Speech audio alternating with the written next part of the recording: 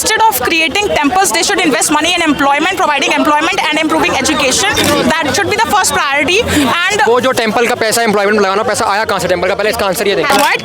वो जो पैसा टेंपल का लग रहा है राम मंदिर में, वो पैसा आया कहाँ से? From wherever it should. From wherever नहीं, अब आंसर तो कहाँ से आया? नो नो नो, इन्हें यही नहीं पता पैसा कहाँ से आया है। पहली बात तो एक भी रुपया सरकार ने राम मंदिर में नहीं लगाया। जो मंदिरों को टैक्स जाता है, पैसा जाता है, पैसा वहाँ से भी नहीं लिया गया, इनकम टैक्स का भी नहीं लिया गया, सरकार का भी नहीं लिया गया। ये पैसा जो आया है ना, वो भागेंगे। पीएम जो है प्रधानमंत्री, वो सबके हैं। ऐसा नहीं है कि मेरे हैं, मैं बीजेपी हूँ तो मेरे हैं। वो हिंदू के भी हैं, मुस्लिम के भी हैं, ईसाई के भी हैं, सबके भी हैं। उनको पर्टिकुलर एक तरफ फोकस नहीं करना चाहिए, ना ही उनको ये ज्वाइन करना चाहिए पॉलिटिक्स। उनको एक ही तरफ रहना चाहिए कि वो सबके, जैसे कहते हैं राष्ट्रपिता होता है, इसीलिए प्रधानमंत्री भी सबके होते हैं। ठीक है ना, प्रधानमंत्री को सबके साथ एक जैसा बिहेव करना चाहिए। पार्टियों में झांकी निकालना, पार्टी को प्रमोट करना, वो एक पार्टी का तो है ही नहीं। अब तो प्रधानमंत्री बन के वो छोड़ दें, वो तो छोटा पोस्ट था। जी बीजेपी में जाके हम लोग जाके वहाँ पर बीजेपी की वो निकाले, रैली निकाले, रैली में तो उनको जाने नहीं चाहिए। वो तो एक प्रधानमंत्री इतनी बड़ी पोस्ट है, उनको क्या जरूरत है? वो सबके हैं, उनको सबके साथ एक जैसा बिहेव करना चाहिए। ठीक है ना। और Instead of creating temples, they should invest money in employment, providing employment and improving education. That should be the first priority. And वो जो टेंपल का पैसा एम्प्लॉयमेंट में लगाना, पैसा आया कहाँ से टेंपल का? पहले इसका आंसर ये दें। what? वो जो पैसा टेंपल का लग रहा है राम मंदिर में, वो पैसा आया कहाँ से? वो आया कहाँ से पैसा? From wherever it should. From wherever नहीं, अब आंसर तो कहाँ से आया? नहीं, नो नो नो, इन्हें यही नहीं पता पैसा कहाँ से आया है। It doesn't matter where it has. पहली बात तो आप मेरे को ये बताओ कि मंदिरों से टैक्स कितना आता है? Where it is investing. आप मुझे आंसर बताओ कितना टैक्स आता है? Where it is invested. Is it मंदिरों का जो टैक्स है, एक मिनट बस हो Is गया। it going to provide education? No no no, पहली बात तो ये बताओ, अगर कोई, एक मिनट अब मैं बोल दूं, एजुकेशन मस्ट है, सर्विस जॉब मस्ट है। 2100 करोड़ रुपए, आप जाकर डेटा चेक कर लेना, कैमरा चल रहा है। वीएचपी, आरएसएस और जो हिंदू संगठन है, पहली बात तो एक भी रुपया सरकार ने राम मंदिर में नहीं लगाया। ये सारा पैसा हिंदुओं ने इकट्ठा किया है राम मंदिर बनवाने के लिए। जो मंदिरों को टैक्स जाता है, पैसा जाता है, पैसा वहां से भी नहीं लिया गया, इनकम टैक्स का भी नहीं लिया गया, सरकार का भी नहीं लिया गया। ये पैसा जो आया है ना, वो भागेंगे क्यों? क्योंकि पैसा मंदिर सरकार ने दिया ही नहीं है, पैसा दिया है हिंदुओं ने। नंबर 2, जो पैसा मंदिरों का टैक्स का है, 70,000 करोड़ रुपए मंदिरों का टैक्स है, जो 70,000 करोड़ रुपए दे रहे हैं। कितना पैसा मंदिरों में लगता है? ना मस्जिदों का पैसा लिया, ना चर्चों का लिया। 70,000 करोड़ रुपए टैक्स हमारे मंदिरों ने दिया। उसके बाद कई 3 लाख करोड़ के आसपास, जहाँ तक मेरे को पता है अभी, जो पैसा मंदिर ट्रस्ट को जाता है, मंदिरों के पास पैसा नहीं रहता, सरकार के पास जाता है। मंदिरों का पैसा मंदिरों के पास नहीं है, चर्चों के पास है, मस्जिदों का मस्जिद के पास है, मस्जिद के पास ही है। पर मंदिर का पैसा पहली बात ट्रस्ट को जाएगा सरकार की, नंबर 2 टैक्स कटेगा 70,000 करोड़ रुपए। और कितना पैसा मंदिरों में लगता है आप खुद बता दीजिए। ये कहाँ है क्या सेक्युलरिज्म है कि भारत के मंदिरों का पैसा हमारे पास नहीं है? और फिर ऐसे लोग रख रहे हैं, मस्जिद वाले अपने पास। मैडम ने बोला बात ये है, फिर ऐसे लोग आके कहते हैं एम्प्लॉयमेंट में पैसा लगाओ। क्यों लगाओ? जब हमने पैसा इकट्ठा करा और राम मंदिर के लिए बनाने के लिए दिया, तो एम्प्लॉयमेंट का पैसा हम क्यों देंगे?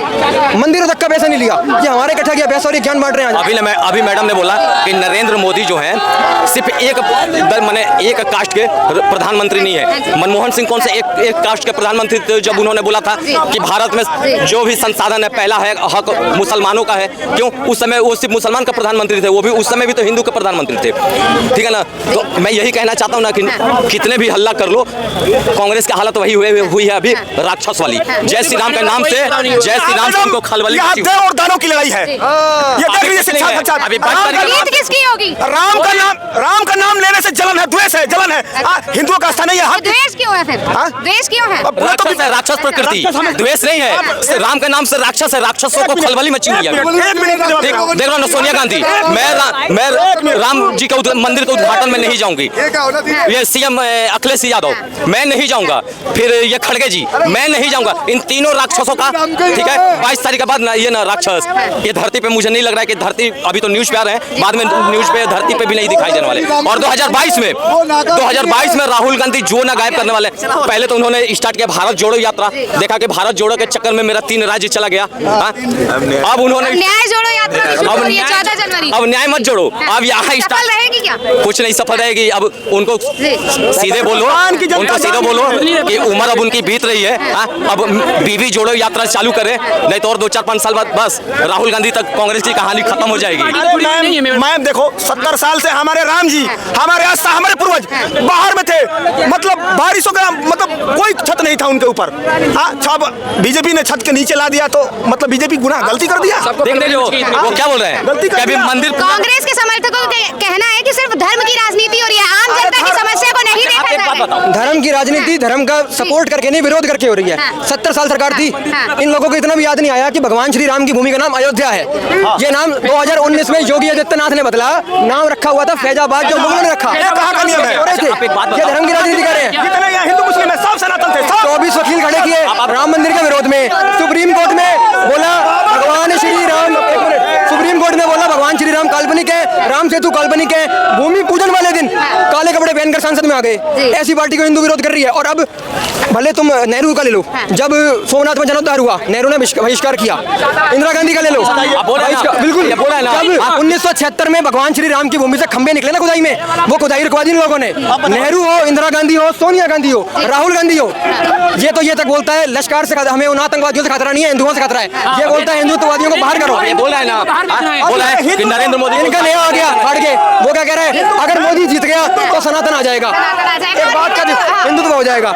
इनका हर मंत्री सनातन का विरोध कर रहा है, हिंदुत्व का विरोध कर रहा है। अब आप ये बताओ, हिंदुत्व की राजनीति, सनातन की राजनीति, धर्म की राजनीति कौन कर रहा है?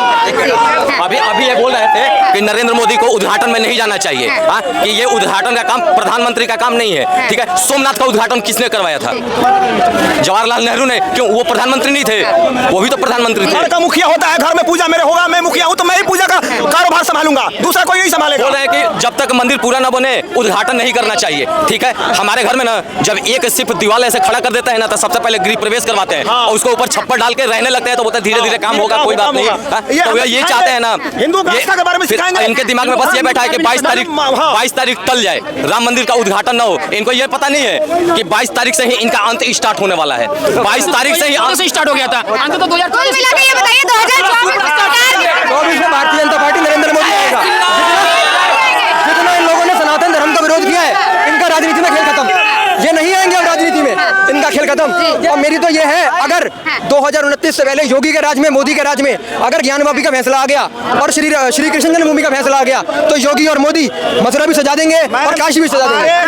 हमारे घर में रखकर हमारे ही घर को तोड़ा गया, हमारे मंदिरों को ध्वस्त किया गया और हमको ही बनाने से लोग कोर्ट में पहुंचा दिए। कोर्ट में लड़ रहे हैं, हमारा हक। अरे 2023 तो अयोध्या है, 2024 में मथुरा आने वाला है, उसके बाद ज्ञानवापी। अभी लाइन से देखते जाओ, जो भी हिंदुओं से छीना गया है ना, वो सारे फिर से वापस आने वाले हैं और इसको कोई रोकने वाला नहीं है। वो चाहे राजमाता सोनिया गांधी लग जाए या पप्पू खान लग जाए या ये जो काला भैंसे टाइप के हैं, क्या नाम है यार, खड़गे जी लग जाए, ये तीनों लग जाए, रोकने वाले किसी का बस का नहीं है, कोई नहीं रोक सकता। ठीक है ना, खड़गे जी तो क्या बोलता हो, उनकी तो आवाज समझ में नहीं आती कि बोल क्या रहे हैं। उनका कठपुतली वो बनाया गया, अध्यक्ष कठपुतली वाला। देख रहे हो कि पप्पू गांधी भाई खड़गे जी के आगे राहुल गांधी की अहमियत दे रहे हैं। एक उनकी नेता है, ये क्या नाम है, कौन सा श्रीनेत, उनको तो बात करने की तमीज ही नहीं है। अब तो जब से ये उद्घाटन का न्योता उन्होंने वापस किया है ना, तब से तो कांग्रेस में ही फूट पड़ी हुई है। हिमाचल का वो देख लो मंत्री, वो तो खुलेआम बोल रहे हैं कि मुझे न्योता मिला है, मैं बहुत सौभाग्य हूँ कि मुझे न्योता मिला है, मैं जाऊँगा। ठीक है, उन्हीं के वो क्या नाम है, एक उत्तर प्रदेश के जो प्रियंका गांधी का सलाहकार है, वो बोल रहे हैं कि मैं भी जाऊँगा। और वही बोल रहे थे कि मुझे बहुत ज़्यादा दुख है कि सोनिया गांधी, राहुल गांधी, खड़गे जी, इन्होंने राम मंदिर के उद्घाटन के लिए मना किया। ठीक है, तो इनको ये पता क्या लगता है, ये ईर्ष्या की भावना है? ईर्ष्या की भावना नहीं है, ये सोच रहे हैं कि मैं जाऊंगा तो इधर जो दूसरे कास्ट के वो वोटर है ना, वो मुझसे चिढ़ जाएंगे। हाँ, इनको अवतारी पार्टी के लिए बोलो कि जालीदार टोपी लगा के जाना है, तुरंत खड़े हो जाएंगे। इनको बोलो कि वहां जाकर रोजक में बैठना है, तुरंत खाली चले जाएंगे। मेरा प्रश्न आपके लिए, कांग्रेस के समर्थकों का कहना है कि यूथ के लिए कुछ नहीं किया गया बीजेपी सरकार के राज में, इस पे क्या कहेंगे? कुछ किया गया है यूथ के लिए या आपके लिए? कांग्रेस के राज में कितना हुआ? नहीं हुआ, कह रहे बेरोजगारी बढ़ी जा रही है। बेरोजगारी बढ़ रही है। रोजगार नहीं है यूथ के पास। रोजगार नहीं है। पहले जो है तो जो ये नौकरियां मिलती थी तो कैसे मिलती थी? आज रुपए देते थे। आज एजुकेशन से मिलती है, जो पहले रुपए देके मिलती थी, जो लायक है, जो उसके लिए एलिजिबल है, उसके लिए मिलती है। वो लोग सोचते हैं कि मेरे को रुपए भरने नहीं मिल रहे हैं, मैं कहाँ से मतलब जॉब कर पाऊंगा। जो लायक है उसको मिल जाती है, तो जिसको जो लायक नहीं है वो सोचता है मेरे रुपए कहीं से एडजस्ट हो जाए, मैं जाके जॉब कर लूँ। तो वो क्या, जब नहीं लगती है तो वो बोलते हैं कि रोजगारी नहीं है, महंगाई है, तो उनके पास मुद्दे यही रहेंगे ना। फिर तो जो लायक है उसको तो मिलेगा फिर, तो ये प्रॉब्लम है ना सबकी। चलिए, थैंक यू सो मच।